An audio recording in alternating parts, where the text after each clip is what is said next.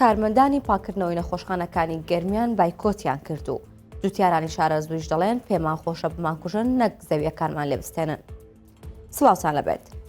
چیرۆکی ئەم ژنەمەردا زۆر سەرنجڕاکێشە. نیشتیمان کاتی دادگایکردنی عەجاد شاهید بوو بەسەریەوە و ئەوەی لە دڵیدا بوو پێی وتووە.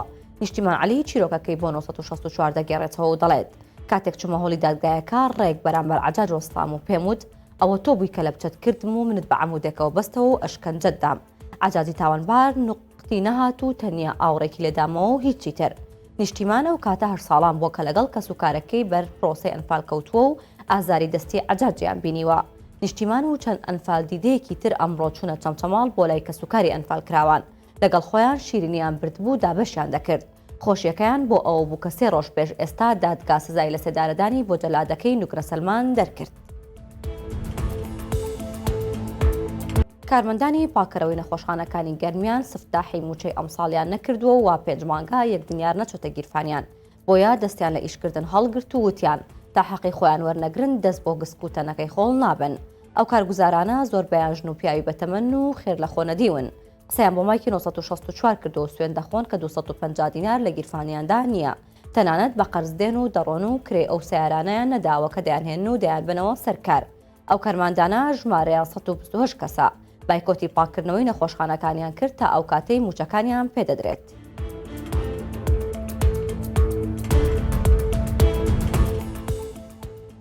خاکی ڕەشەگەڵی دەشتی شارە زوور ئەو زەویەی لە ڕۆژگاری ڕەشیدگرانیدا نانی سپی خەڵکی دەدا. ئێستا لە ژێر هەڕەشەی کۆنکرێتدایە. خەت دەکرێت و بەسەر فەرمانبەراندا دابەش دەکرێت. ئەمەش ناڕەزایەتی جوتیارانی لێکەوتۆتەوە و ئەمڕۆ بەدڵێکی پڕەوە لە بەردەم شارەوانی شارە زوور گربوونەوە. ڕەزا ڕۆستام یەکێکە لە جوتیارەکان بە 1964 وت خانوەکەم دەست بەسەردا بگرن خەمم نییە، بەڵام ئەم خاکە نەرمە و بە بێبەرد بۆ کوشت و کاڵ خوڵقاوە. پێم خۆشترە لەسەری بکوژرێم نەک لێم بستێنن. ئەو جوتیارانە کە هێشتا بۆنی ڕۆژگاری گرانیەکە لە زەویەکانیان دەکەن داوایان لە وەزیری کوشت و کاڵ ئەوەیە کە بێتە سەرخەت و بەرگری لە زەویەکانیان بکات.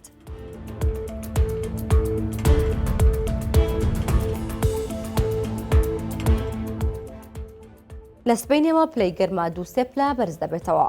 خەڵکیش خەریکی دانانەوەی موباریدەن.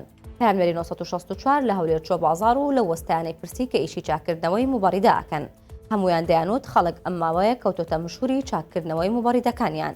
هیوا ڕەحمان وەستای چاکردنەوەی کەلوپەلی کارەباییە و قسەی بۆ 1964 کرد و وتی ئەم ماوەیە ئیشەکەی ئێمە باشە، بەڵام زیاتر و کەسانە دێن کە توانایان نییە موباریدەی تازە بکڕن، دێن کۆنەکە چاک دەکەنەوە.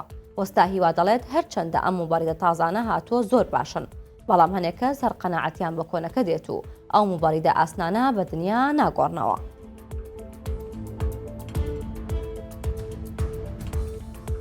باڵە بەڕێزان سەرنجتان بۆ هەواڵێکتر ڕاکێشمەوە پەڕی 1964 ئەویش ئەوەیە کە هاتوچۆی سلێمانی بڵاوی کردوتەوە کە لەم شەوە بۆ ماوەی 7 شەو هاتوچۆکردن لە تونێلی پێشڕەودا دەخرێت بە هۆکاریەوەی کە تونێلەکە پاک دەکرێتەوە و ڕێک دەخرێتەوە و تونێلی پێشڕەوەیەکێکە لە ڕێگا سەرەکیەکانی سلێمانی بۆ ماوەت و سیتەک و شارباژێر کە بە سلێمانیەوە دەبەستێتەوە.